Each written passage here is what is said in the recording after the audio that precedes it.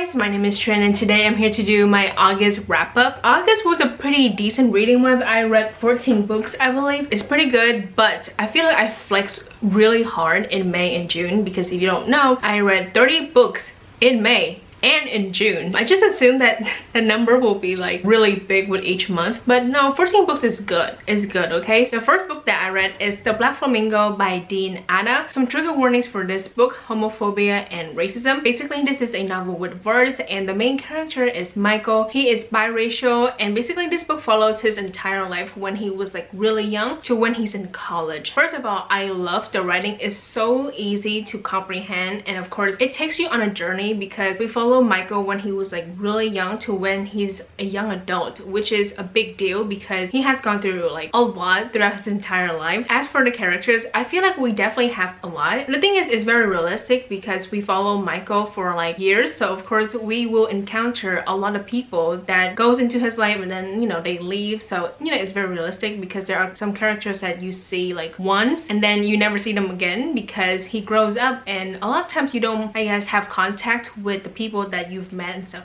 So yeah, I really like the characters. I really like his friends and his family members. Another thing that is very realistic is how the main characters, they apologize for their actions like later on in the story. Overall, this book is very important because the main character, he goes through a lot in this book, and I feel like a lot of people can relate to the main character. Personally, I don't relate to a lot of things when it comes to the main character Michael, but still I really like him. I really like the relationships in this book, and I think I gave it a 4 out of 5 stars. It's a really good book and I definitely want my own copy in the future. The next book that I read is All American Boys by Jason Reynolds and Brennan Kiley. There are some trigger warnings for this book: police brutality, racial profiling, racism, violence, and shooting. Basically, this book follows two main characters named Rashad and Quinn. Rashad is a black teenager. In the first chapter of this book, he gets beaten up by a police officer for something that he didn't do. The second main character is Quinn, and basically he's a family friend of the police officer. So he actually knows him personally because Quinn's best friend, his older brother, is the police officer named Paul. He's in this predicament because he actually witnessed this entire thing. Like, he witnessed his family friend Paul, the police officer, beating up Rashad. This is told in dual point of view, so we get to read from Rashad's point of view and then Quinn, and then it goes back and forth, and oh my god, it was just done beautifully. Honestly, I love Rashad a little bit more, but I feel like Quinn's storyline is also important. He is in this situation, but you can tell that he just doesn't really want to be in the situation, and there's a few times where he's just like, oh my god, like, stop talking about it because I don't want to hear about it. And that is such a privileged way to think about this. He can basically just walk away from this situation and he won't get punished. He won't be affected tremendously. However, Rashad, an innocent boy, is in the hospital. But yeah, Quinn experiences white guilt, and then eventually he has to acknowledge his white privilege. It's actually very important. It's part of the story, and I really like reading from Quinn's point of view. And then Rashad, oh my god, I honestly love him so much. The thing is, with his storyline, it's a little bit difficult because his father used to be a cop. The thing with his father, we learn about what he did in the past. I won't say much, but let me tell you, I was literally so angry at the father because it's just not okay. I feel like at the end I was just not really satisfied with it because I kind of wanted more from his father, but I don't know,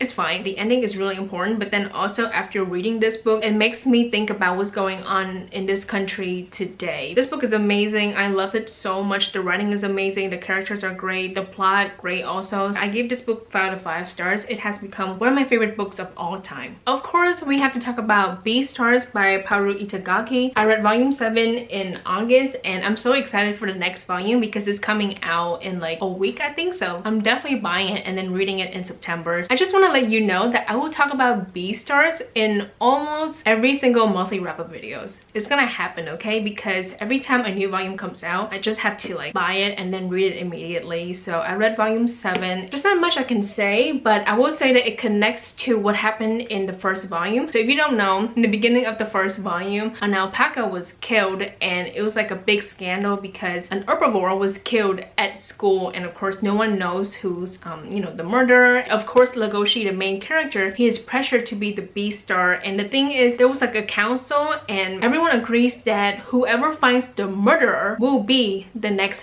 B-star. This volume was so good. It was so intense. I got sad at the end because there was this conversation between Legoshi and his best friend named Jack, and I literally was like tearing up because it was just really sad. So yeah, overall this book was really good. I gave it a 4.5 out of 5 stars. I cannot wait to continue with this series because I need to know what's going to happen next. So yeah, this book is amazing. Of course, I read Your Name Volume 2 and 3. If you don't know Your Name, the anime is my favorite movie of all time. I'm just going to talk about the synopsis and then what I think of the manga overall. So I think that's like going to help. I don't know. But basically this story is about these two characters named Taki and Mitsuha.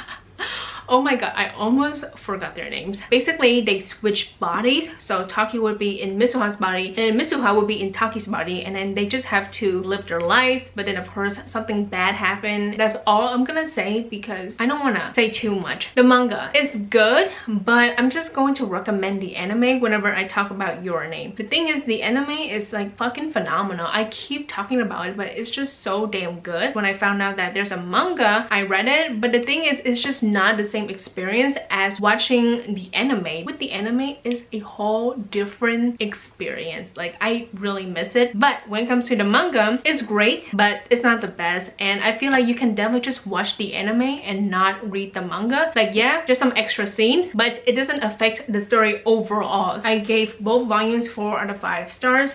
Good, but just watch the movie, okay? It's phenomenal. And now let's talk about one of my favorite comic book series. Oh my god, Fence. I love Fence so much. I read volume 4 of Fence. If you don't know, I read the first 3 volumes I think in June. Yeah, it's been a while, but of course I had to continue with the series because this volume came out at the end of June and I bought this used in August, and of course the moment it got to my house I read it immediately, and I'm so glad I did because this was amazing. If you don't know, this story follows a main character named Nicholas, and he really wants to be a fencer because his father was like a famous fencer. But the thing is, Nicholas is an illegitimate son of the famous fencer, so I feel like he really wants to be a fencer because he wants to like prove to his dad that he is good. But at the same time, Nicholas does love fencing. It's about him going to this boarding school and everyone is trying out for this fencing team. So in this volume we have the fencing team already, and then they battle, is that the right term, but they compete with another school. You know, everyone is very competitive, so this was amazing. I love this so much. I just learned so much about fencing, and then of course I love the characters as well. I feel like I really get to know all of the characters. And can we talk about the art? Oh my god, I love the art style. I love how everyone is drawn, and I love the color because everything is just so vibrant. And of course this story is funny and is heartwarming.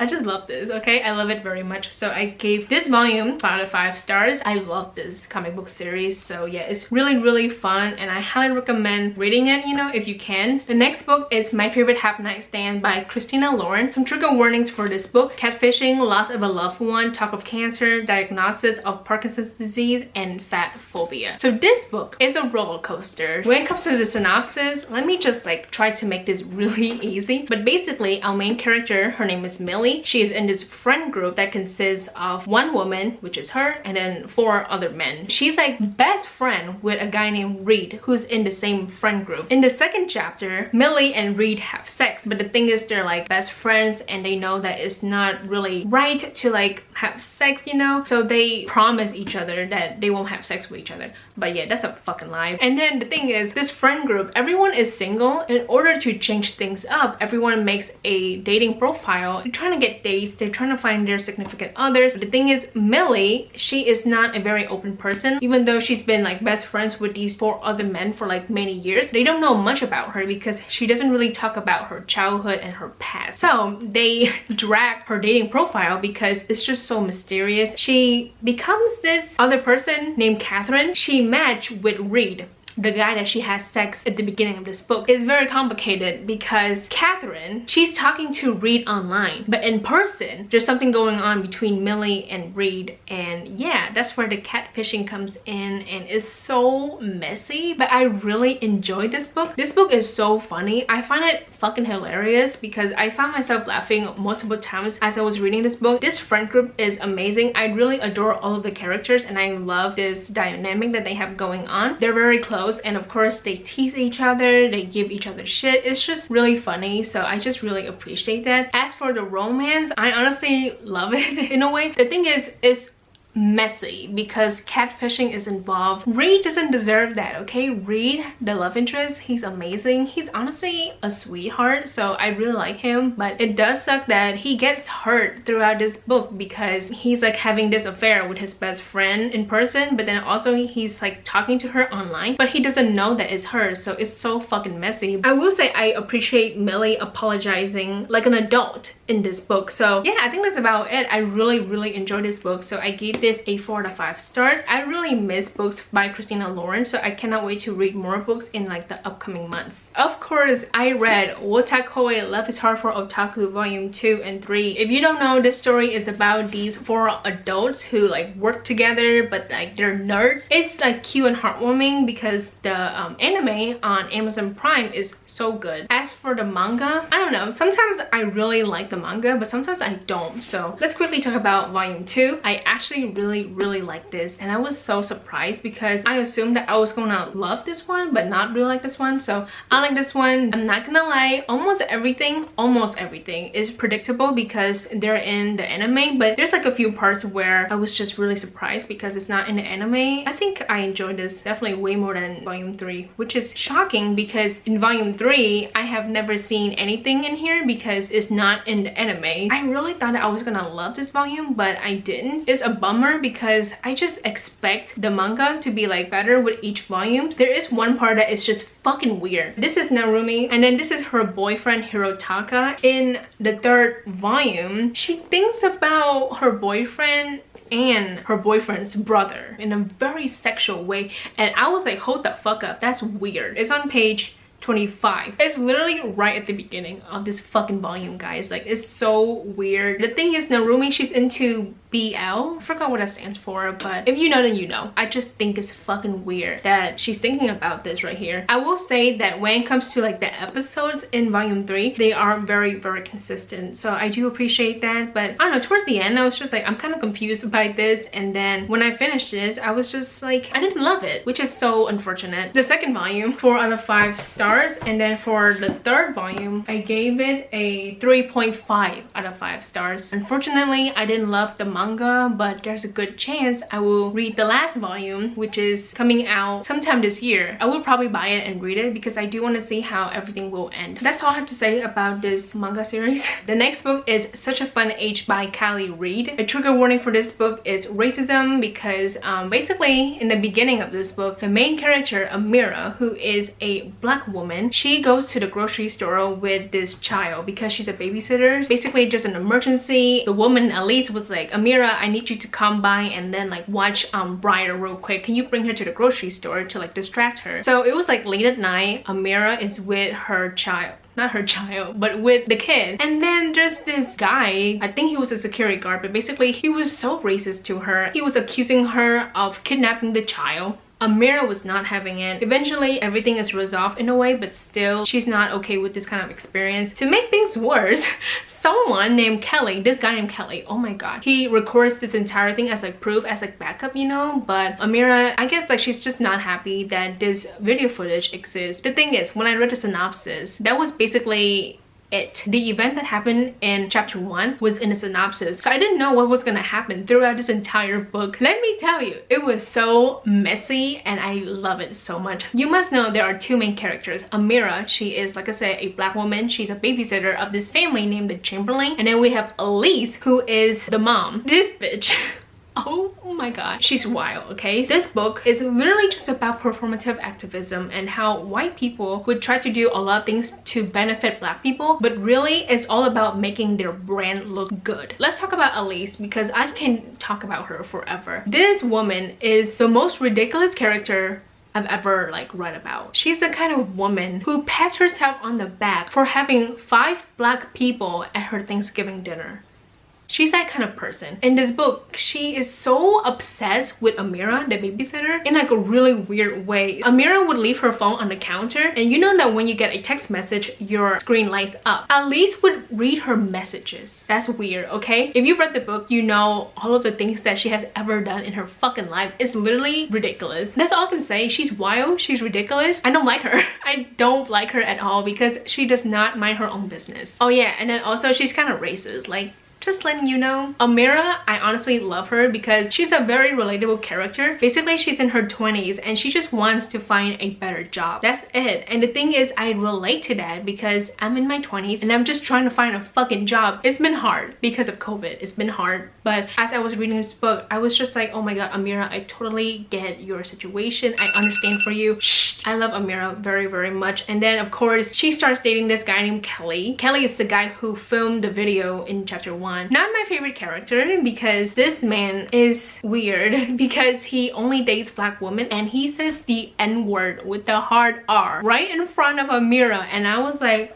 oh sir, no, just because you're dating a black woman doesn't mean you can just say the N-word like that. You can't do that, okay? Respect her. This book, great. I love the writing, love the characters, I love Amira. I just love Amira and her friend Zara. Love them so much. Gave this book 5 out of 5 stars because I had a lot of fun reading this book. I definitely want my own copy later in the future. I don't know when, but I will definitely get my own copy because this book is good. In August, I reread The Lost Hero by Rick Riordan and then The Son of Neptune by Rick Riordan. So if you don't know, these 2 books are like the first 2 books of the Heroes of Olympus series. I am rereading these books with my boyfriend, so it's going to be very fun. We reread these 2 books in August and then we're planning to reread the last 3 books of the series in September. So hopefully I can talk about the rest of the books in my September wrap-up. Let's quickly talk about this one because this is the first book of the series. You must know that when it comes to the Heroes of Olympus series, we have at least 7 main characters, okay? And then of course we have this prophecy that contains the 7 demigods. In this book, we're introduced to 3 new demigods, and the thing is, I understand why Rick Riordan is doing it this way because if he put all 7 demigods in the first book, it's gonna be so